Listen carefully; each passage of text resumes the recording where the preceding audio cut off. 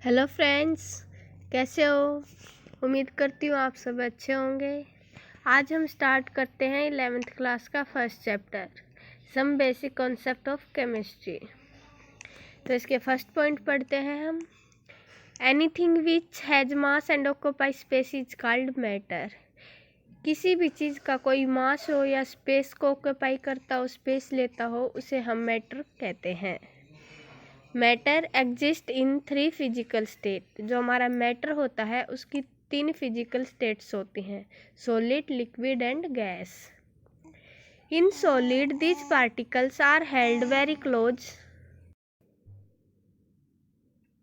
Third point है हमारा, in solid these particles are held very close to each other in an orderly fashion and there is not much freedom of movement.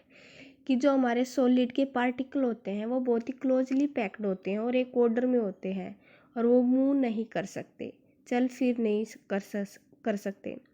In liquid are particles are close to each other but they can move around. कि जो particle liquid में होते हैं वो closely packed तो होते हैं लेकिन वो मूव कर सकते हैं, चल फिर सकते हैं थोड़े बहुत। In gas, the particles are far apart as compared to those present in solid or liquid state and their movement is easy and fast। कि जो हमारे गैस में पार्टिकल होते हैं वो बहुत ही दूर दूर होते हैं एज कंपेयर सॉलिड और लिक्विड के, और वो उनकी जो मूवमेंट होती है, मूव जो होते हैं वो बहुत ही ईजी और फास्ट होती है।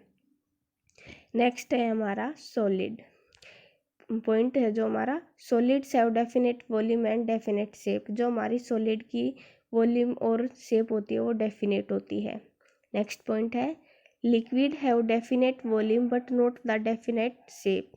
कि जो हमारी लिक्विड की होती है वो डेफिनेट वॉल्यूम तो होती है लेकिन उसकी शेप जो है वो डेफिनेट नहीं होती, इधर उधर शेप हो सकती है उसकी। लिक्विड हो गया, कितने भी हो सकता है। They take the shape of the container in which they are placed.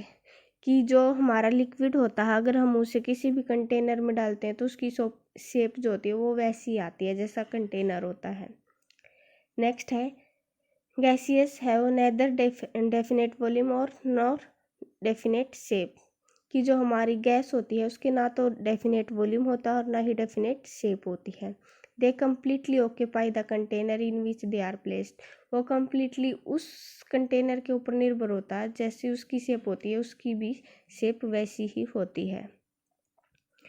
A mixture contain 2 और more substance present in it. किसी भी मिक्सचर में 2 या 2 से ज़्यादा सब्सटेंस प्रेजेंट होते हैं, विच आर कॉल्ड कंपोनेंट्स। उसको हम कंपोनेंट्स बोलते हैं। नेक्स्ट है हमारा, ए मिक्सचर में बी होमोजीनियस एंड हेट्रोजीनियस। कोई भी एक मिक्सचर होता है वो 2 तरह का होता है, होमोजीनियस और हेट्रोजीनियस। नेक्स्ट है हमारा, होमोजीनियस मिक्सचर क्या होता है। तो the component completely mix with each other and it composition is uniform throughout. कि किसी भी कंपोनेंट में कोई जो कम्प्लीटली मिक्स होता हो एक दूसरे से और उसकी जो कंपोजिशन हो वो यूनिफॉर्म में हो, मतलब एक उस साइड में हो, एक जैसी हो। जैसे sugar solution and air are thus, जैसे कि एयर के उसमें शुगर सॉल्यूशन हो गया। एग्जाम्पल ऑफ होमोजीनियस मिक्सचर, ये किसका एग्जाम्पल है, होमोजीनियस मिक्सचर का। नेक्स्ट हम हेट्रोजीनियस मिक्सचर्स देख लेते हैं। नेक्स्ट हम हेट्रोजीनियस मिक्सचर देखते हैं। दी कंपोजिशन इज नॉट यूनिफॉर्म। इसकी जो कंपोजिशन होती है वो यूनिफॉर्म में नहीं होती है, मतलब एक जैसी नहीं होती है throughout, and some time the different component can be observe. और इसमें हम कुछ समय के लिए या कुछ टाइम पर डिफरेंट कंपोनेंट्स देख सकते हैं, उसमें अलग से कोई भी कंपोनेंट जो है वो मिक्स कर सकते हैं। For example the mixtures of salt and sugar, जैसे कि कोई साल्ट और शुगर का मिक्सचर हो गया, ग्रेन एंड पल्स का मिक्सचर हो गया, अलोंग विद सम डाइट पीसीज आर हेट्रोजीनियस मिक्सचर। तो ये किसके एग्जाम्पल हो गए, हमारे हेट्रोजीनियस के मिक्सचर हो गए जिसमें एक या एक से ज़्यादा कंपोनेंट मिक्स होते हैं। नेक्स्ट पॉइंट है हमारा, the components of a mixture can be separated by using physical method. कि हमारे जो कंपोनेंट का मिक्सचर होता है हम उसको सेपरेट कैसे कर सकते हैं, फिजिकल मेथड से। जैसे सिंपल हैंड पिकिंग हो गया, किसी भी हाथ से हम उठा के, जैसे दाल से हम कंकर को बाहर निकालते हैं, वो क्या हो गया, हैंड पिकिंग हो गया। फिल्ट्रेशन के द्वारा छान कर, क्रिस्टलाइजेशन या डिस्टिलेशन, ये क्या है हमारे कंपोनेंट में जो हमारा मिक्सचर होता है उसको सेपरेट करने के तरीके हैं। नेक्स्ट पॉइंट है हमारा प्योर सब्सटेंस। ये प्योर सब्सटेंस क्या होता है, have characteristics different from the mixture. जिस भी कंपोनेंट में या सब्सटेंस में डिफरेंट मिक्सचर हो उसको हम प्योर सब्सटेंस बोलते हैं। दे हैव फिक्स्ड कंपोजिशन, जिसकी एक फिक्स्ड कंपोजिशन हो, उसका स्ट्रक्चर फिक्स हो, जैसे कॉपर है, सिल्वर है, गोल्ड है, वाटर है, ग्लूकोज है। ये कुछ एग्जाम्पल हैं किसके, प्योर सब्सटेंस के। तो नेक्स्ट पॉइंट है हमारा an element consist of only one type of particle. जिस भी एलिमेंट में एक टाइप का पार्टिकल कंसिस्ट होगा, प्रेजेंट होगा, दिस पार्टिकल में भी एटम, उस पार्टिकल को हम एटम बोलेंगे और मॉलिक्यूल्स बोलेंगे। फॉर एग्जांपल सोडियम है, कॉपर है, सिल्वर है, हाइड्रोजन है, ऑक्सीजन है, ये सब क्या है हमारे example of element. They all contain atom of one type. जो हमारा एटम होता है उसमें एक ही टाइप का सब्सटेंस प्रेजेंट होता है। The atom of different element are different in nature. जो हमारा एटम में डिफरेंट एलिमेंट होता है उसका डिफरेंट ही नेचर होता है। Some elements such as sodium और कॉपर, जैसे हमने कुछ एलिमेंट ले लिए, सोडियम ले लिया, कॉपर ले लिया, उसमें कंटेन क्या होता है हमारा सिंगल एटम कंटेन होता है। Held together as their constituent particles where as in some others, कि इसमें हम जो एलिमेंट लेते हैं कॉपर और इसमें सोडियम में, वो एक ही टाइप का होता है, उसमें एक ही टाइप का एटम है। और सम अदर्स टू और मोर एटम, जिसमें दो या दो से ज़्यादा एटम कंबाइन होते हैं उसको हम मॉलिक्यूल्स एलिमेंट बोलते हैं। जैसे हाइड्रोजन है, नाइट्रोजन है, ऑक्सीजन है, गैस है, ये सारे क्या है, consist of molecule in which two atom combine to give the respective molecules. तो हमारे दो या दो से ज़्यादा एटम मिक्स होंगे तो वो हमारा क्या कहलाएगा, मॉलिक्यूल्स। और जिसमें एक ही तरह का एटम प्रेजेंट होगा तो वो हमारा क्या होगा, एलिमेंट।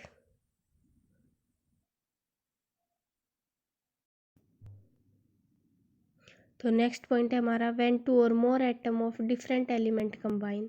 जिसमें दो या दो से ज़्यादा एटम होते हैं और डिफरेंट एलिमेंट कंबाइन होता है उसको हम क्या बोलते हैं, मॉलिक्यूल ऑफ कंपाउंड। उसको क्या बोलते हैं, मॉलिक्यूल ऑफ कंपाउंड।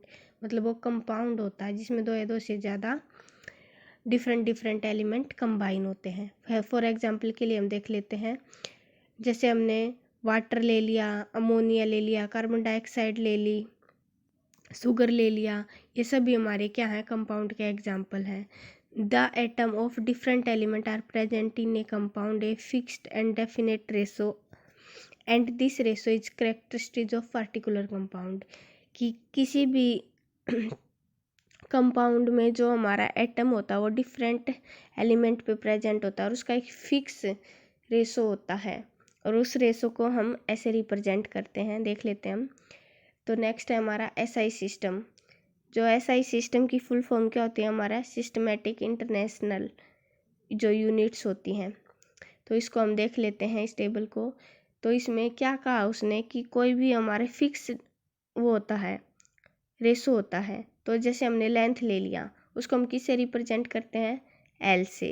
तो ये हमारे क्या हैं, ये क्वांटिटीज़ हैं। तो इसको हम देख लेते हैं। एक है बेस फिजिकल क्वांटिटी, फिर उसके सिंबल, तो उसकी एसआई यूनिट। तो लेंथ है हमारी जो बेस फिजिकल क्वांटिटी है, उसको हम किससे रिप्रेजेंट करते हैं, सिंबल से, एल।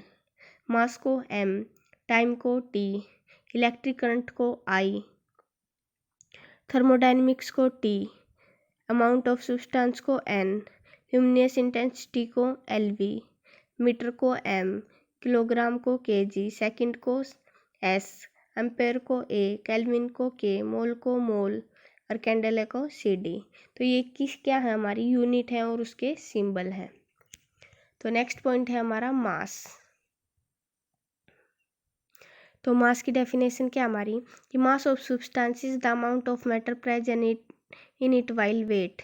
कि किसी भी सब्सटेंस का कोई मास होता है वो उसको हम किस में प्रेजेंट करते हैं, वेट में करते हैं। और किसी भी ऑब्जेक्ट की कोई भी जो वेट होता है वो ग्रेविटी की उससे पता चलता है। तो mass of substance is constant where as in weight में be vary from one place to another due to change in gravity, कि कोई भी ऑब्जेक्ट जो होता है वो अपने मास से एक प्लेस से दूसरे प्लेस पे अपनी ग्रेविटी को चेंज कर ले, उसको हम वेट का नाम देते हैं। नेक्स्ट है हमारा volume. Volume has the unit of length, कि वॉल्यूम की जो है हमारी यूनिट है वो लेंथ है, और लेंथ को हम किससे रिप्रेजेंट करते हैं, एल से। उसके एसआई यूनिट क्या है वॉल्यूम की, मीटर की 3, और कॉमन यूनिट क्या है उसकी, लीटर एल, जिसको हम जो हमारी ये लीटर है ये हमारी एसआई यूनिट नहीं है, इसकी एसआई यूनिट क्या है, मीटर। मीटर में होती है वॉल्यूम की एसआई यूनिट, तो इसका मेजरमेंट हम लीटर में भी कर सकते हैं कॉमनली। तो ये हमारा था 1 लीटर में कितने मिलीलीटर होते हैं, 1000। तो नेक्स्ट पॉइंट है हमारा density. Density of a substance is it amount of mass per unit volume, ऐसा यूनिट ऑफ डेंसिटी, कि हमारी जो डेंसिटी होती है किसी भी सब्सटेंस की या उसके ऑब्जेक्ट का जो मास होता है उसी को हम डेंसिटी बोलते हैं। इसकी जो ऐसा यूनिट होती है वो किलोग्राम मीटर पर होती है। This unit is quite large and chemist often express density in gram, कि जो हमारी इसकी ये जो डेंसिटी होती है अगर इसके हम क्वाइट लार्ज लेते हैं तो इसको हम किससे रिप्रेजेंट या एक्सप्रेस करते हैं, ग्राम से, ग्राम सेंटीमीटर से। नेक्स्ट पॉइंट है हमारा there are 3 common scale of measurement. इसको हम 3 कॉमन स्केल पर मेजरमेंट करते हैं टेम्परेचर को, सेल्सियस से, फ़ारेनहाइट से और केल्विन से। सेल्सियस जो होता है उसको हम सी से रिप्रेजेंट करते हैं, और फ़ारेनहाइट को हम एफ से, और केल्विन को के से। ये इसकी जो है एसआई यूनिट होती है। नेक्स्ट हमारा जो केल्विन स्केल है is related to Celsius scale as follow, कि जो हमारा केल्विन स्केल होता है वो रिलेटेड होता है सेल्सियस स्केल से। जैसे कि हमारा केल्विन हो गया के, उसको हम सेल्सियस प्लस 273.15 से रिप्रेजेंट करते हैं। फ़ारेनहाइट है जो हमारा F scale is related to Celsius, जो हमारा फ़ारेनहाइट होता है वो भी किससे रिलेटेड होता है, सेल्सियस से रिलेटेड होता है। फ़ारेनहाइट का वो क्या होता है हमारा रिप्रेजेंट हम किसे करते हैं, 9/5 से प्लस 32। तो नेक्स्ट पॉइंट है हमारा साइंटिफिक नोटेशंस। तो इसमें क्या होता है, नंबर रिप्रेजेंट करते हैं हम इसमें। तो इसका फार्मूला होता है n इंटू में 10 की n।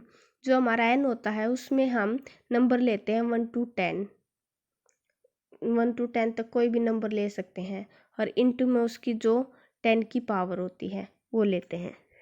तो हम इसको देख लेते हैं। Any number can be represent in the form, कि इसमें कोई भी नंबर होता है हम उसको रिप्रेजेंट करते हैं n इंटू में 10 की n से। तो n इसमें जो क्या होता है, एक्सपोनेंट होता है, वी पॉजिटिव और नेगेटिव वैल्यू को रिप्रेजेंट करता है इसमें n, और n को हम 1 to 10 के बीच किसी भी नंबर को ले सकते हैं।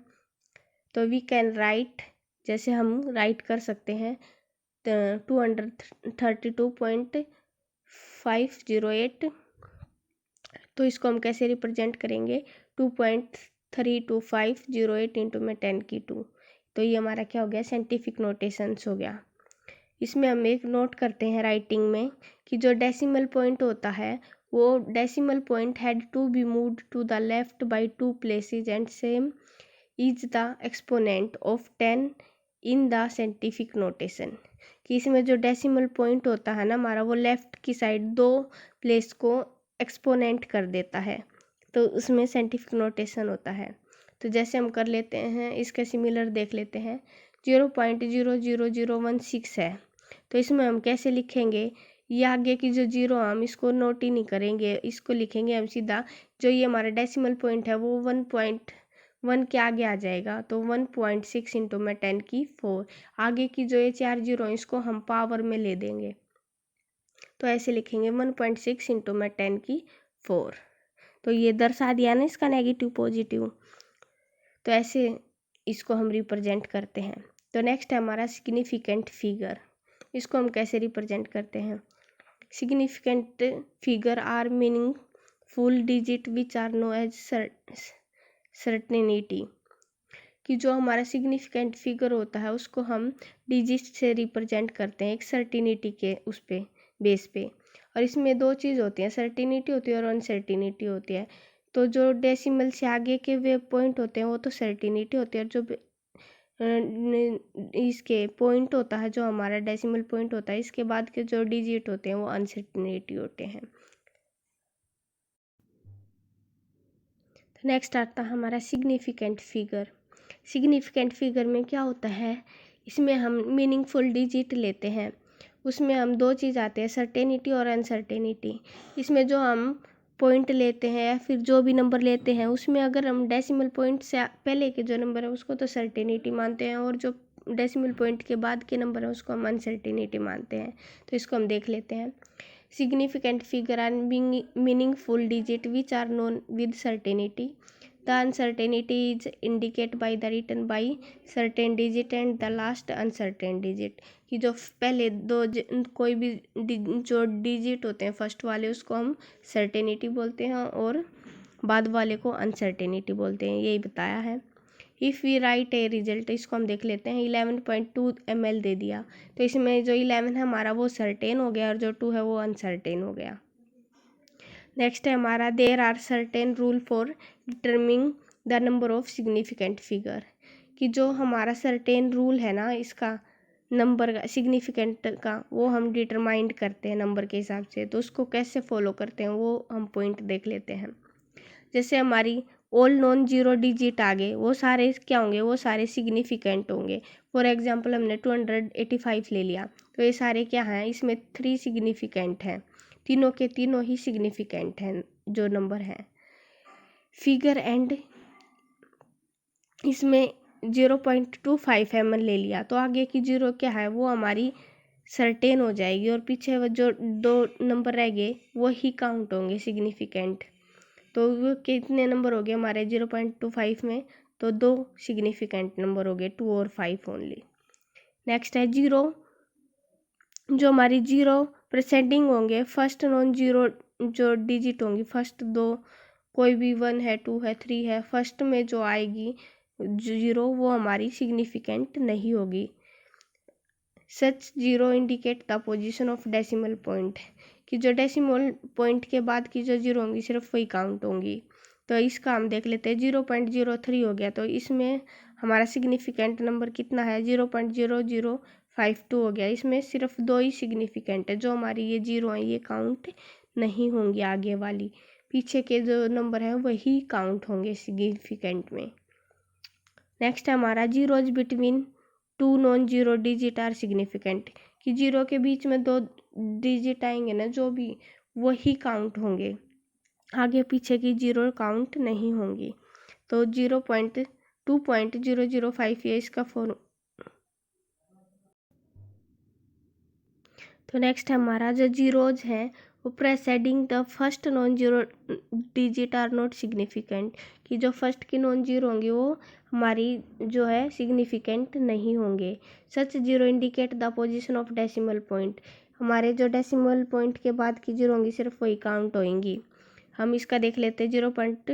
0.03 हैज़ 1 सिग्निफिकेंट, इसमें तो जो हमारी जीरो है वो सिग्निफिकेंट काउंट नहीं हुए, सिर्फ जो नंबर है हमारा वही सिग्निफिकेंट काउंट हुआ। नेक्स्ट एग्जांपल है 0.0052, तो इसमें भी हमारी जो जीरो है डेसिमल के आगे की हो या पीछे की हो वो हमारी सिग्निफिकेंट नहीं है, इसमें भी हमारा 5 और 2 दो ही सिग्निफिकेंट फिगर हैं। नेक्स्ट हमारा zeros between 2 non zero digit are significant, कि जो हमारी जीरो होती हैं किसी भी दो नंबर के बीच में या दो डिजिट के बीच में जो जीरो होती हैं वो काउंटेबल होती हैं। फॉर एग्जांपल 2.005 हो गया, तो इसमें क्या हो गया, हमारे 4 सिग्निफिकेंट फिगर हो गए। कैसे, 2 2 जीरो और 5, तो हो गए ना 4 नंबर। तो ये हमारे क्या हैं, सारे ही सिग्निफिकेंट फिगर। तो नेक्स्ट है हमारा counting number of object. For example, कि कोई भी हम नंबर की काउंटिंग करते हैं, जैसे 2 बाल है, 20 एग्स है, 5 लेग्स हैं, तो इन सब को हम फिगर काउंटेड रखते हैं। Infinite significant figure as they are exact number and can be represent by written, इनके जो एग्जैक्ट नंबर होते हैं उनको हम ऐसे रिप्रेजेंट करते हैं।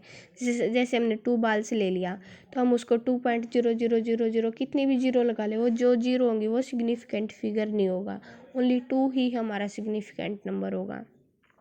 जैसे 20x ले लिया, 20 के बाद हमने कितनी भी जीरो लगा ली पॉइंट लगा के, वो जो पॉइंट के बाद की जीरो होंगी वो सिग्निफिकेंट फिगर में काउंट नहीं होंगी, ओनली 20 ही सिग्निफिकेंट फिगर होगा। नेक्स्ट हमारा in number written in significant notation, कि कोई भी नंबर हो जो होता है हम उसका सिग्निफिकेंट नोटेशन कर सकते हैं। जैसे होल डिजिट ले लिया हमने 4.01 इंटू में 10 की 2, तो इसमें हमारे कितने हुए, जो है 10 की 2 है ये हमारा सिग्निफिकेंट फिगर में काउंट नहीं होगा, 4 0 और 1 ही सिग्निफिकेंट नंबर फिगर में काउंट होगा। नेक्स्ट है 8.256, इसमें सारे नंबर हैं तो ये हमारे सारे ही सिग्निफिकेंट फिगर होंगे, 4 के 4। नेक्स्ट पॉइंट है हमारा law of conservation of mass. इसमें क्या होता है, कोई भी मैटर जो होता है हमारा वो ना तो क्रिएट होता है ना ही डिस्ट्रॉय होता है। तो law of conservation of mass state that matter can neither be create nor destroyed. Next point है लॉ ऑफ डेफिनेट प्रोपोर्शंस। इसमें क्या होता है, कोई भी कंपाउंड जो होता है वो कंटेन एग्जैक्टली कंटेन होता है same proportional of element of weight by wait के ऊपर। तो law of definite proportion state that A given compound always contain exactly the same proportion of element by wait.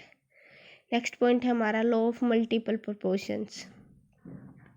तो इसमें क्या होता है, जो हमारे एलिमेंट होते हैं वो कंबाइन होते हैं दो या दो से ज़्यादा कंपाउंड में।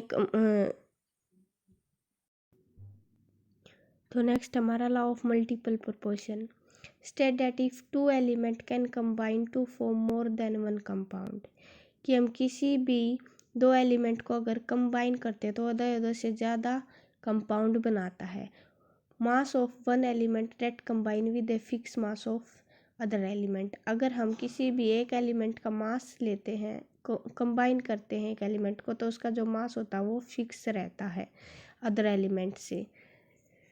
तो नेक्स्ट है हमारा gaseous volume, law of gaseous volume.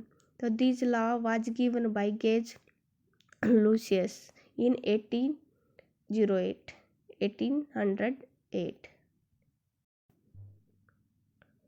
Next है हमारा law of gaseous volume. This law was given by Gay Lussac in 1808। He observed that when gases combine or produce in a chemical reaction, they do so in a simple ratio by volume, provided all gases are at same temperature and pressure. इसने क्या कहा, ये सबसे पहले दिया था गे Lucius ने इन 1808 में। जब हम इसको ऑब्जर्व किया तो इसमें जब हम गैस को कंबाइन करते हैं तो वो प्रोड्यूस करता है केमिकल रिएक्शन को सेम टेम्परेचर और प्रेशर के ऊपर। तो नेक्स्ट है हमारा इन 1811 Avogadro proposed that equal volume of gases at the same temperature and pressure should contain equal number of molecules. Next है हमारा इन 1808 Dalton published a new system of chemical philosophy, कि ये 1808 में डाल्टन ने पब्लिश किया था और इसको हम केमिकल फिलोसफी नाम दिया था। इन विच ही प्रपोज द फॉलोइंग, उसको हमने किस किस पॉइंट पे किया है प्रपोज्ड वो देख लेते हैं। तो matter consist of individual atom, जो मैटर में कंसिस्ट होते हैं वो इंडिविजुअल एटम होते हैं। All the atom of A given element है वो आइडेंटिकल प्रॉपर्टीज इंक्लूडिंग आइडेंटिकल मास, कि इसमें जितने भी एटम होते हैं उसके आइडेंटिकल प्रॉपर्टी होते हैं, आइडेंटिकल मास होता है। Atom of different element different in mass, अलग एटम होगा तो उसका अलग ही मास होगा। नेक्स्ट है components are form when atom of different element, कि जो हमारे कंपाउंड फॉर्म होते हैं एटम में तो वो डिफरेंट एलिमेंट से कंबाइन करते हैं और उसका फिक्स्ड रेशो होता है। Chemical reaction involve recognisation of atom, जो हमारी केमिकल रिएक्शन होती है उसमें इन्वॉल्व होते हैं recognisation of atom. These are neither create nor destroy in a chemical reaction, जिसमें केमिकल रिएक्शन कराते हैं तो ना तो क्रिएट होती है और ना ही डिस्ट्रॉय होती है। Dalton theory could explain the law of chemical combination, जो हमारी डाल्टन थ्योरी हमने पढ़ी है उसमें हमने एक्सप्लेन किया लॉ ऑफ केमिकल कॉम्बिनेशंस को। तो ये इसके कुछ पॉइंट्स थे हमारे new system of chemical philosophy के। नेक्स्ट पॉइंट है हमारा वन एटॉमिक मास यूनिट। तो one atomic mass unit is definite as a mass exactly equal to 1 twelfth the mass of 1 carbon is equal to 12 atom, कि जो हमारा atomic number होता है किसी भी उसका डेफिनेट उसका मास होता है और वो 1/12 से हम रिप्रेजेंट करते हैं। जैसे कार्बन में क्या होता है 12 एटम होते हैं। नेक्स्ट है हमारा मोलिकुलर मास। जो मोलिकुलर मास होता है क्या होता है is the sum of atomic masses of the element present in a molecules, कि किसी भी मोलिक्यूल्स में जो एलिमेंट होते हैं उसका हमारा एटॉमिक मास होता है, जिसको हम ऑब्टेंड करते हैं multiplying the atomic mass of each element by the number of it atom and adding them together. कि जो हमारा एलिमेंट होता है और उसका जो एटॉमिक मास होता है वो एटम के उस पर निर्भर करता है और वो ऐड भी होता रहता है एक दूसरे से। नेक्स्ट है हमारा मोल। मोल क्या होता है mole is the amount of substance of a system which contain as many elementary integers as there are atom in 0.012 kilogram of carbon 12। कि जो हमारा मोल होता है किसी भी सब्सटेंस का अमाउंट होती है, उसमें कंटेन होते हैं बहुत सारे एलिमेंट्री, उसके अंदर एटम प्रेजेंट होते हैं बहुत सारे। तो 0.012 किलोग्राम ले लिया हमने, तो उसमें क्या हो गया हमारे 12 कार्बन हो गए, जिसको हम सिंबल करते हैं मोल से MOL से। When the mole is used, the elementary integers must be specified and may be atoms। जो हमारे मोल होता है हम उसको यूज करते हैं इंटीजर्स एलिमेंट्री के लिए, स्पेसिफाई किसी भी एटम को रिप्रेजेंट करने के लिए, मॉलिक्यूल को या आयंस को या इलेक्ट्रॉन्स को, other particles, specified group of such particles. जितने भी इसके नंबर होते हैं this number of integers in one mole is so important that is given A separate name and symbol. हम इसको सेपरेट कर सकते हैं नेम से और सिंबल से। It is known as Avogadro constant. इसको हम किस नाम से जानते हैं एवोगैड्रो कांस्टेंट्स के नाम से जानते हैं, जिसको हम डिनोट करते हैं Na से। नेक्स्ट हमारा एम्पेरिकल फॉर्मूला। नेक्स्ट है हमारा एम्पेरिकल फॉर्मूला। एम्पेरिकल फॉर्मूला क्या होता है किसी भी फॉर्मूले में जो नंबर होता है हमारा उसको एग्जैक्ट रिप्रेजेंट करना। तो molecular formula show as exact number of different type of atom. जो डिफरेंट टाइप का एटम होता है उसका एक एग्जैक्ट नंबर से रिप्रेजेंट करना, वही हमारा एम्पेरिकल फॉर्मूला होता है ये। नेक्स्ट है हमारा many a time the reactions are carried out when the reactant are not present in the amount as required by a balance chemical reaction. कि बहुत सारे समय पे जब हम रिएक्शंस कराते हैं हमारी बैलेंस केमिकल रिएक्शन या कोई सी भी, तो हमारा जो रिएक्टेंट है वो एक अमाउंट पे प्रेजेंट नहीं होता है। तो many time the reactions are carried out when the reactant are not present in the amount as required by a balance chemical reactions. In सब सिचुएशंस में हम क्या करते हैं one reactant is in excess over the other. कि कोई भी एक रिएक्टेंट जो होता है वो हमारा ज़्यादा प्रेजेंट होता है कम प्रेजेंट होता है। The reactant which is present in the lesser amount get consumed after some time and after that no further reactions take place.